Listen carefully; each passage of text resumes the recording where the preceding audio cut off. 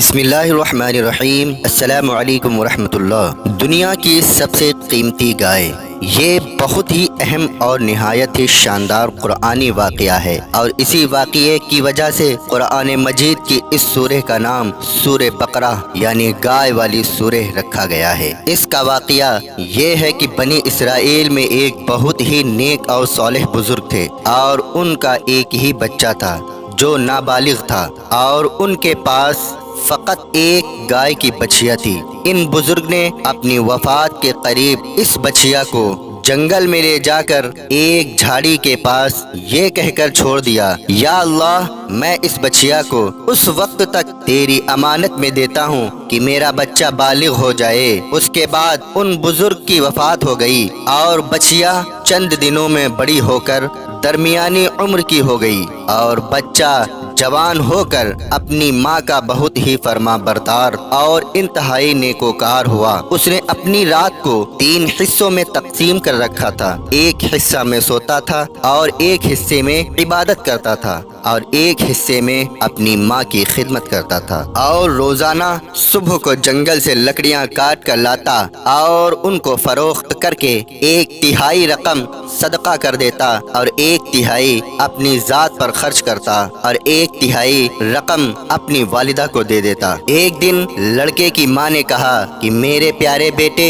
تمہارے باپ نے میراث میں ایک بچھیا چھوڑی تھی جس کو انہوں نے فلاں جھاڑی کے پاس جنگل میں خدا کی امانت میں سونپ دیا تھا۔ اب تم اس جھاڑی کے پاس جا کر یوں دعا مانگو، اے حضرت ابراہیم و حضرت اسماعیل و حضرت اسحاق علیہم السلام کہ خدا تو میرے باپ کی سونپی ہوئی امانت مجھے واپس دے دے۔ اور اس بچھیا کی نشانی یہ ہے کہ وہ پیلے رنگ کی ہے، اور اس کی کھال اس طرح چمک رہی ہوگی کہ گویا سورج کی کرنیں اس میں سے نکل رہی ہیں۔ یہ سن کر لڑکا جنگل میں اس جھاڑی کے پاس گیا اور دعا مانگی، تو فوراً ہی وہ گائے دوڑتی ہوئی آ کر اس کے پاس کھڑی ہو گئی، اور یہ اس کو پکڑ کر گھر لایا۔ تو اس کی ماں نے کہا، بیٹا، تم اس گائے کو لے جا کر بازار میں 3 دینار میں فروخت کر ڈالو، لیکن کسی گاہک کو بغیر میرے مشورے کے مت دینا۔ ان دنوں بازار میں گائے کی قیمت 3 دینار ہی تھی۔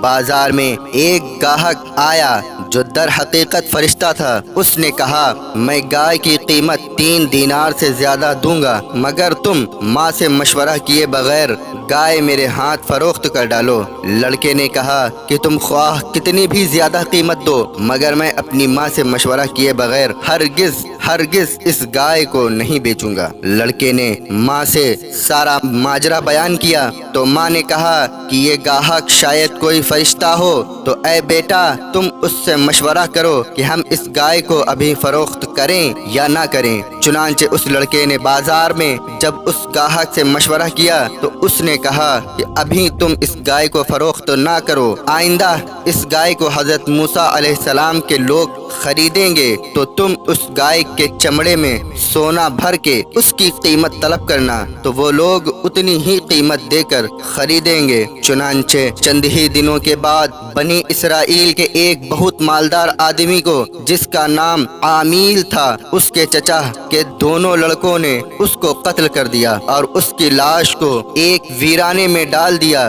صبح کو قاتل کی تلاش شروع ہوئی، مگر جب کوئی سراغ نہ ملا تو کچھ لوگ حضرت موسیٰ علیہ السلام کی خدمت میں حاضر ہوئے اور قاتل کا پتہ پوچھا، تو آپ نے فرمایا کہ تم لوگ ایک گائے ذبح کرو اور اس کی زبان یا دم کی ہڈی سے لاش کو مارو، تو وہ زندہ ہو کر خود ہی اپنے قاتل کا نام بتا دے گا۔ یہ سن کر بنی اسرائیل نے گائے کے رنگ، اس کی عمر وغیرہ کے بارے میں بحث و پرید شروع کر دی، اور بالآخر جب وہ اچھی طرح سمجھ گئے کہ فلاں قسم کی گائے چاہیے تو ایسی گائے کی تلاش شروع کر دی، یہاں تک کہ جب یہ لوگ اس لڑکے کی گائے کے پاس پہنچے تو ہو بہو یہ ایسی ہی گائے تھی جس کی ان لوگوں کی ضرورت تھی۔ چنانچہ ان لوگوں نے گائے کو اس کے چمڑے میں بھر کر سونا اس کی قیمت دے کر خریدا، اور ذبح کر کے اس کی زبان یا دم کی ہڈی سے مقتول کی لاش کو مارا، تو وہ زندہ ہو کر बोल उठा कि मेरे कातिल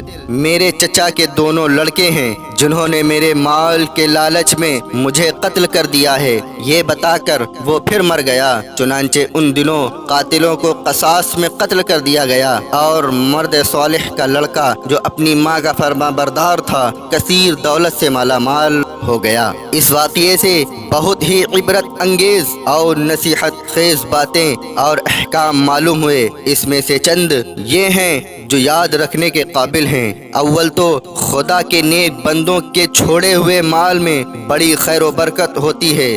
देख लो कि उस मर्द सालेह ने सिर्फ एक बछिया छोड़कर वफात पाई थी, मगर अल्लाह ताला ने उसमें इतनी बरकत अता फरमाई कि उनके वारिसों को उस एक बछिया के जरिए बेशुमार दौलत मिल गई। उस मर्द सालेह ने औलाद पर शफकत करते हुए बछिया को अल्लाह की अमानत में सौंपा था। तो इससे मालूम हुआ कि औलाद पर शफकत रखना और औलाद के लिए माल छोड़ जाना यह अल्लाह वालों का तरीका है। माँ बाप की फरमा बरदारी और खिदमत गुजारी करने वालों को खुदावंद करीम गैब से बेशुमार रिज्क का सामान अता फरमा देता है।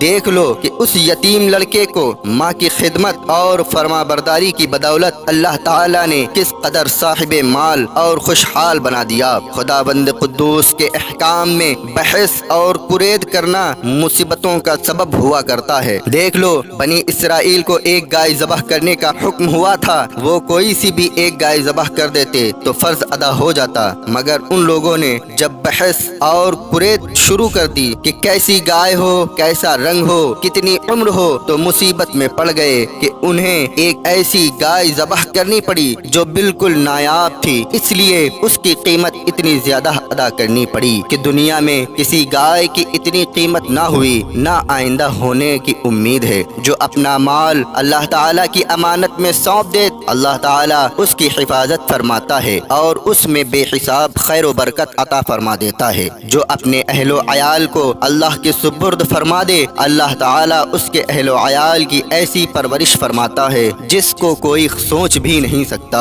अमीरुल मोमिनीन हज़रत अली रज़ी अल्लाह ताला अन्हु ने फरमाया कि जो पीले रंग का जूता पहनेगा वो हमेशा खुश रहेगा और उसको गम बहुत कम होगा, क्योंकि अल्लाह ताला ने पीली गाय के लिए ये फरमाया कि वो देखने वालों को खुश कर देती है। उससे मालूम हुआ कि कुर्बानी का जानवर जिस कदर भी ज्यादा बेऐब और खूबसूरत और कीमती हो, उसी कदर ज्यादा बेहतर है।